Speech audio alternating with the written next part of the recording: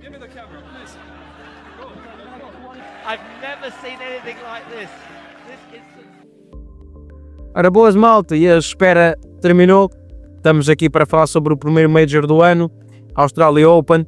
Já começou com algumas surpresas e algumas novidades também, mas estamos aqui hoje para falar sobre os melhores jogos e as melhores apostas para dia 14 de 1 de 2025 e começamos com o primeiro jogo, que é o jogo entre a Catarina Alexandrova contra a Emma Raducanu. Não concordo com a odd da Raducanu, é verdade que está numa boa sequência de vitórias, são 3 jogos, 3 vitórias, mas contra adversários bastante acessíveis, Niemer, Manarino e Runkakova, isso a contar para a Billie Jean King, uma competição diferente. No entanto, a Alexandrova já fez aqui 3 jogos em solo australiano, perdeu com a Jaber, perdeu com a Emma Navarro e venceu a Leila Fernandes.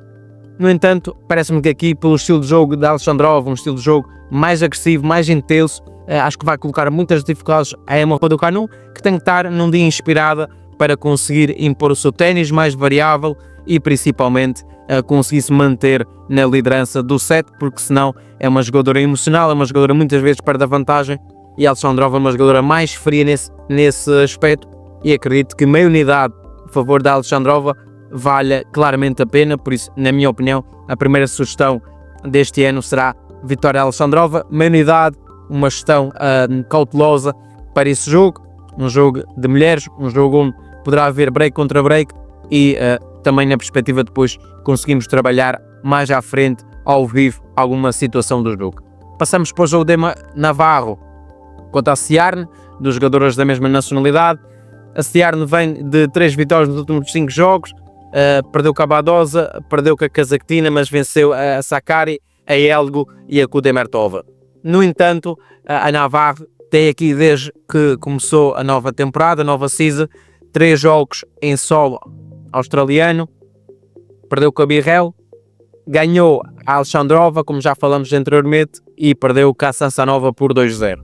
No entanto, lá está, esse jogo contra a Sasanova, para quem viu o jogo, foi um jogo onde a Sasanova, por exemplo, teve a ganhar por 3-0 e em algum momento a Emma Navarro conseguiu impor o seu melhor ténis e ainda conseguiu estar a liderar o set por 4-3, mas depois, lá está, acabou por não conseguir.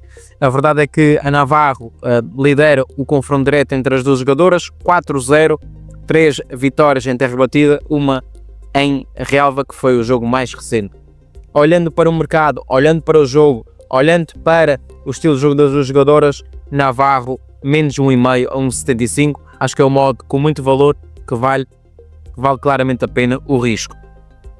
Do lado dos homens, temos também alguns jogos interessantes, mas o jogo que eu aqui quero falar é o jogo do Bautista Agut contra o Denis Shapovalov, que para mim é um jogo estranho. O mercado dá um modo 1,35 para o Shapovalov, um jogador que não está num bom momento. Se formos avaliar os últimos 5 jogos, são 2 vitórias para cada um dos jogadores e 3 derrotas. Há sim uma vantagem no confronto direto, mas lá está.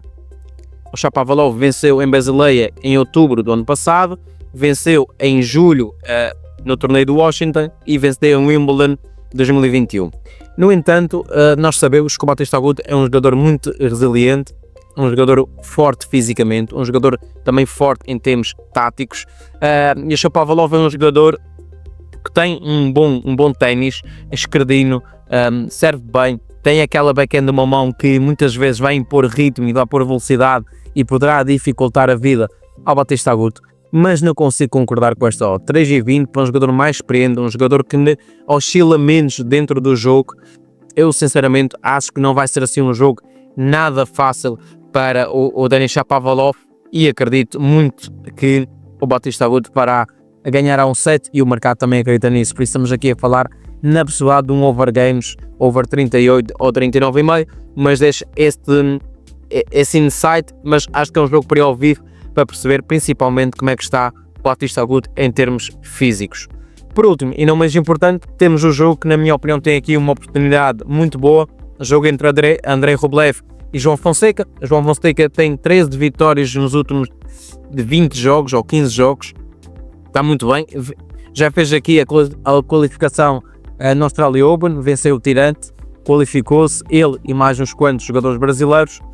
Venceu Canberra, o Challenge Canberra, frente ao Ki na final por 6-4 e 6-4. Tinha vencido no mês de dezembro o Next Gen, que lá está, joga-se com regras especiais, mas venceu. Está claramente muito bem o jogador brasileiro, mas eu acho que esta odd é muito hype para o jogador brasileiro. Aqui o Australia Open é outra andança, não estou a dizer com isso que o João Fonseca não é um bom jogador, mas eu acho que o Rublev só tem uma derrota frente ao Marusan neste início do ano. Teve ali também alguns jogos interessantes no World Tennis League, nos Emirados Árabes Unidos.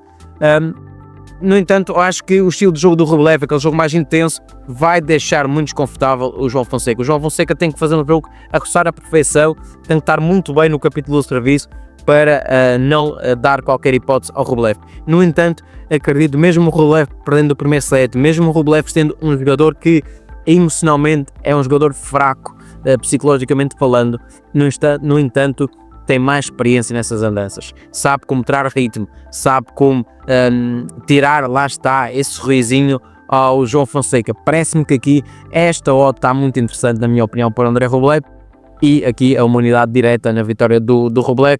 Podemos até aqui colocar o menos 2,5, 1,80 para quem quiser.